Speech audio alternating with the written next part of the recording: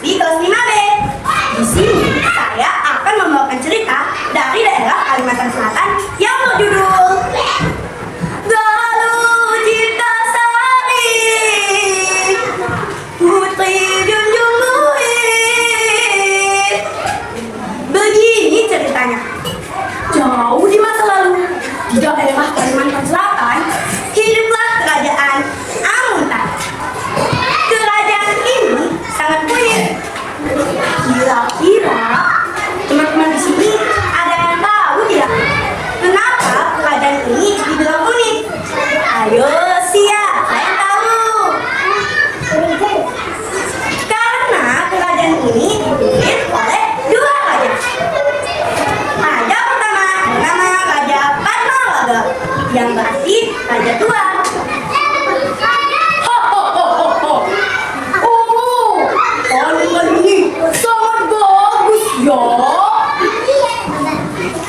Sedangkan raja kedua bernama Raja Sukmalaga, yang berarti raja muda. Keduanya memimpin dengan adil dan bijaksana. Aku sudah sehat, Kek? Sudah, Raja. Terima kasih atas perhatiannya. Meskipun kedua raja ini sejahtera dan semua rakyat makmur, kedua raja ini masih kurang bahagia karena belum dikaruniai anak. Siapakah yang akan meneruskan kerajaan ini jika aku tidak memiliki anak? Setelah penantian lama dan berdoa dengan tekun, akhirnya istri Raja Sukmalaga mengandung. Semoga anak kita kembang seperti. Semoga saja sembuh. 9 bulan kemudian lahirlah dua anak kembar Raja Sukmalaga yang lincah dan juga tampan. Raja Patmalaga tentu bahagia melihat lahirnya keponakannya. Mereka sangat lucu ya. Ya, semoga kelak bisa menjadi pemimpin yang baik. Namun, dalam hati dia merasa iri dan semakin bertekad ingin memiliki. Sebelum Raja Patmalaga berada tidur, ia memanjatkan doanya kepada Yang Kuasa agar menjadi petunjuk di dalam tidurnya. Ya Tuhan, hamba sangat ingin memiliki anak. Tolong berikanlah petunjukmu. Dalam tidurnya Raja Patmalaga, ia bermimpi sepertinya berada di Candi Agung. Ia pun terbangun dan rasanya.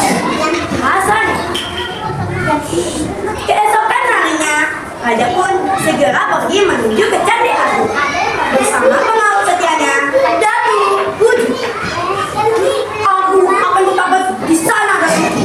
Tolong jangan biarkan siapapun menggangguku. Baik, Raja.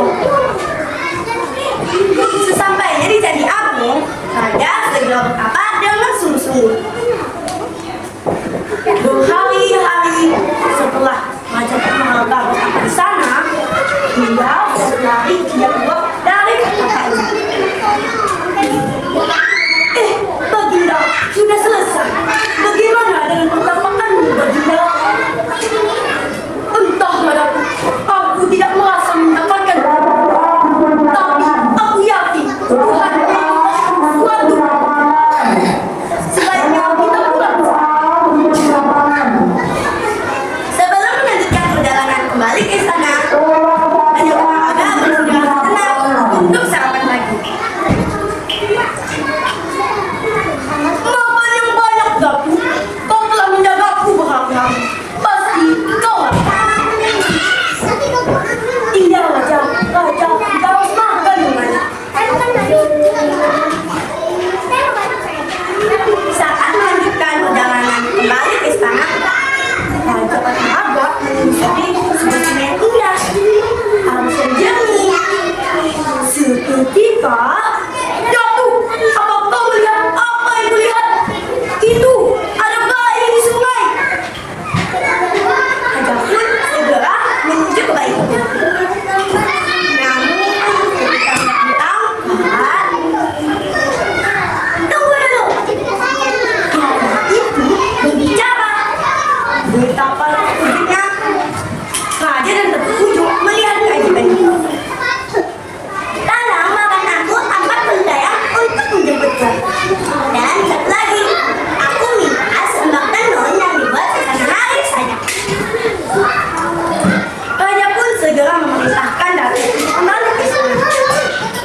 pun kembali ke istana dan perintah raja pun diumumkan.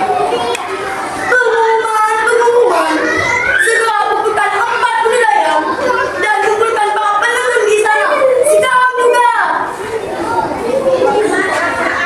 Setelah berkumpul, para penenun di sana pun mulai menenun dengan kain yang mereka miliki. Sehingga waktu yang telah ditentukan pun tiba.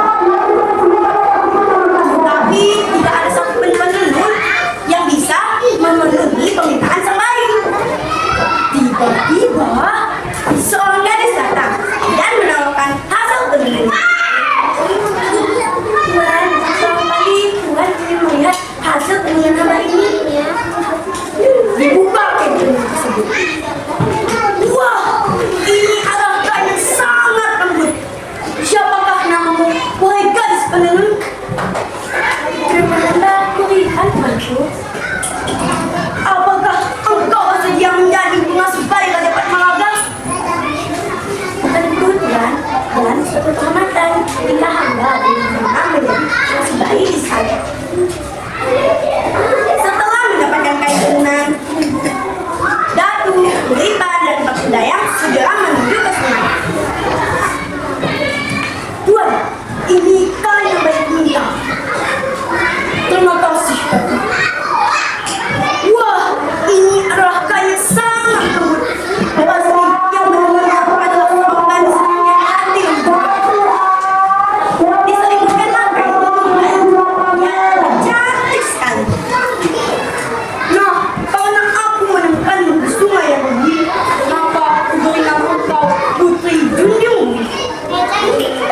Sang bayi pun tersenyum, bertanda setuju. Raja Putri Junjung, Datu, Lipan, beserta dan dayangnya pun kembali ke istana. Sesampainya di istana, warga menyambut mereka dengan penuh sukacita. Sejak saat itu, kerajaan Amuntai menjadi bahagia karena kedua raja sudah memiliki keturunan. Nah, teman-teman, pesan moral dari cerita ini adalah merawat milik kita adalah salah satu cara bersyukur. Jika ingin memiliki sesuatu, maka berusahalah sedikit itu terwujud. Siang hari makan kuaci. Cakep. Makan bareng sama Bu Asi. Cukup sekian cerita saya hari ini. Saya ucapkan banyak terima kasih. Wassalamualaikum warahmatullahi wabarakatuh. Assalamualaikum warahmatullahi wabarakatuh. Waalaikumsalam warahmatullahi wabarakatuh. Hai teman semua, perkenalkan nama saya Manda. Saya dari kelas 5B. Di sini saya akan menceritakan tentang seorang putri yang bernama Daisy yang sangatlah sombong. Bagaimana ceritanya? Yuk kita mulai ceritanya. Daisy namanya. Dia adalah seorang putri cantik dari sebuah kerajaan. Dia sangat dimanja oleh banyak orang. Setiap hari, dia selalu meminta ayahnya untuk melihat cantik mungkin. Karena hari ini aku memakai gaun berwarna ungu, maka kamu juga boleh menggunakan aksesoris berwarna ungu juga. Baik, tiba-tiba suara ketukan pintu berbunyi. Sudah bisa sarapan. Bukannya berterima kasih, Daisy malah memarahi pelayan itu.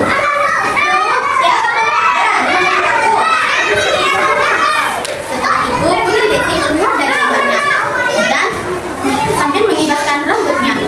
Semua orang yang di istana ini harusnya menunggu karena aku adalah salah satu putri satu-satunya di sini. Sampainya di meja makan, hal yang terjadi bikin Putri Daisy sangatlah marah. Raja, ratu, dan pangeran sudah makan terlebih dahulu. Mengapa kalian makan terlebih dahulu? Tidak menungguku lagi. Putri Daisy malah memilih untuk meminum teh di tepi danau. Semua orang yang di istana ini sangat menyebalkan. Tidak lama, ada sebuah hal lagi yang bikin Putri Daisy marah lagi. Yaitu, ada seorang gadis yang tertawa. Dia dan Putri Daisy pun berkata, "Aku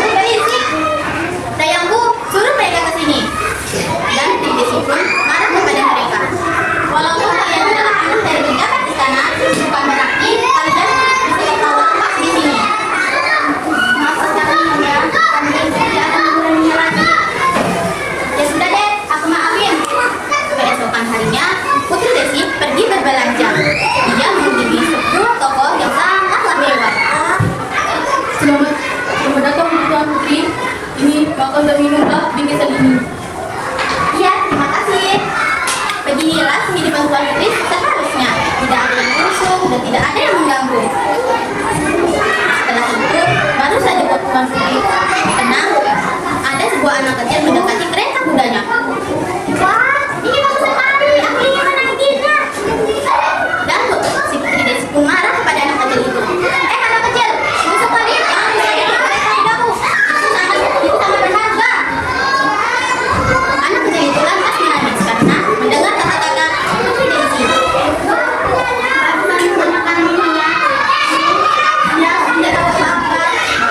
Setelah itu, Putri Desi berjalan ke suatu desa. Desa ini besar sekali ya. Tidak lama, semua warga di desa itu menghampiri Putri Desi. Ayo, berikanlah anak kamu. Putri Desi berusaha mengancam. Apa kalian tidak peduli dengan aku, Raja? Aku adalah tuan putri dari semua kerajaan di sana. Kalian tidak takut ya? Ayahku adalah raja. Mengapa kalian peduli dengan kamu? Raja aja tidak peduli dengan kami. Pesan moralnya, janganlah berbuat sombong dan karena sebuah barang berharga kita bisa diambil orang. Segitu saja yang dapat saya sampaikan. Wassalamualaikum warahmatullahi wabarakatuh. Hai semuanya, perkenalkan nama saya Niko Muhammad Aisyah Anindika. Saya perwakilan dari kelas di mana saya menyambut tentang tim imunisasi sebagai penyakit penting. Ada suatu hari yang cerah, ada satu anak sekolah yang merasa sangat panas. Lalu ibu, sepertinya saya demam deh.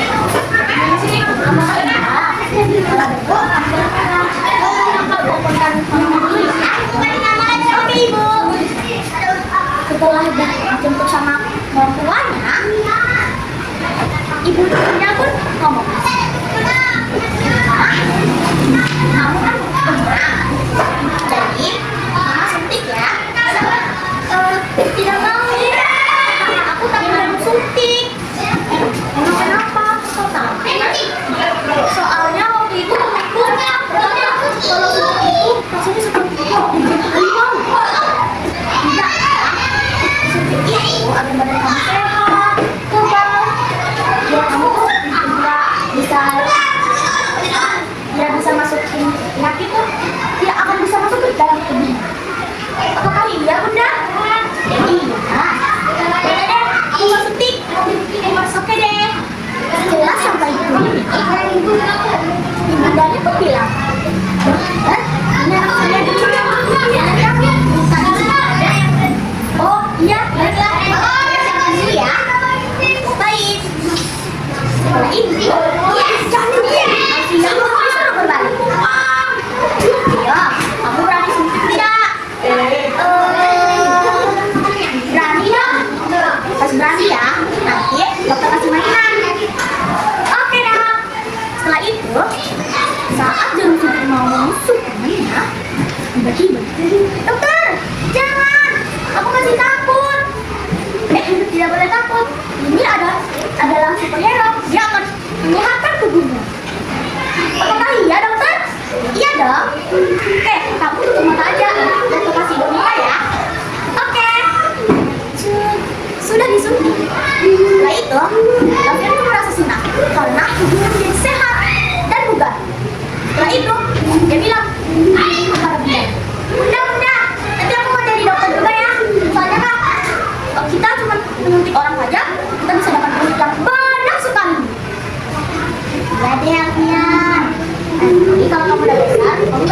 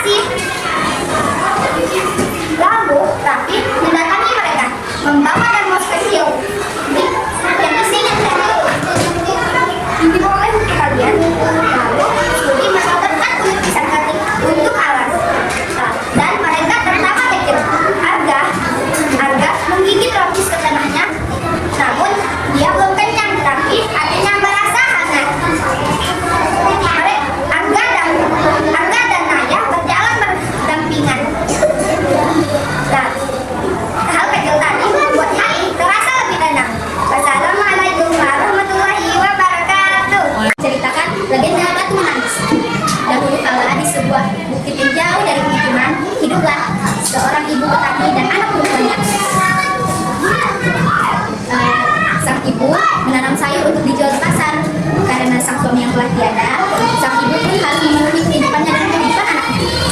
Pada suatu hari, sisir anaknya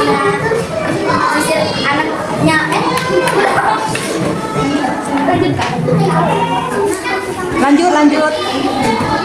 sang anak sangat cantik, wajahnya yang cantik dan rambutnya yang panjang. Tetapi sifatnya jauh dari kata cantik. Dia sering meminta ibunya dan mengambil upah ibunya. Pada suatu hari, sisir yang ia pakai patah. Lalu ia berteriak, "Ibu, tolong berikan sisirku yang baru dan alat hias lainnya." Namun sang ibu tidak mempunyai uang karena upahnya belum dikembalikan. Tetapi demi sang anak bahagia, sang ibu pun mengambil tabungannya. Keesokan harinya, sang ibu dan anak pergi ke pasar. Mereka membeli sisir dan alat hias lainnya. Lalu setelah membeli sisir, sang anak menabrak seorang pria. Pria itu meminta maaf. Sang anak sangat marah. Anak itu langsung membentak pria itu dan menghina pria itu. Pria itu tertunduk malu karena ucapan sang anak. Ia pun langsung pergi. Setelah pulang dari pasar, ia digoda seorang pria. Setelah itu, ibunya mendekat, "Nak, siapa?" Sang pria menjawab, "Apakah itu ibumu?" Sang anak pun menjawab, "Tidaklah, ibuku tidak jelek sepertinya." Mendengar perkataan anaknya itu, sang ibu menangis mendengar ucapan anaknya. Lalu perlahan-lahan dari bawah kakinya, ia pun membatu. Di dalam batu itu, keluarlah air mata sang anak. Ibu itu memeluk batu itu. Wassalamualaikum warahmatullahi wabarakatuh.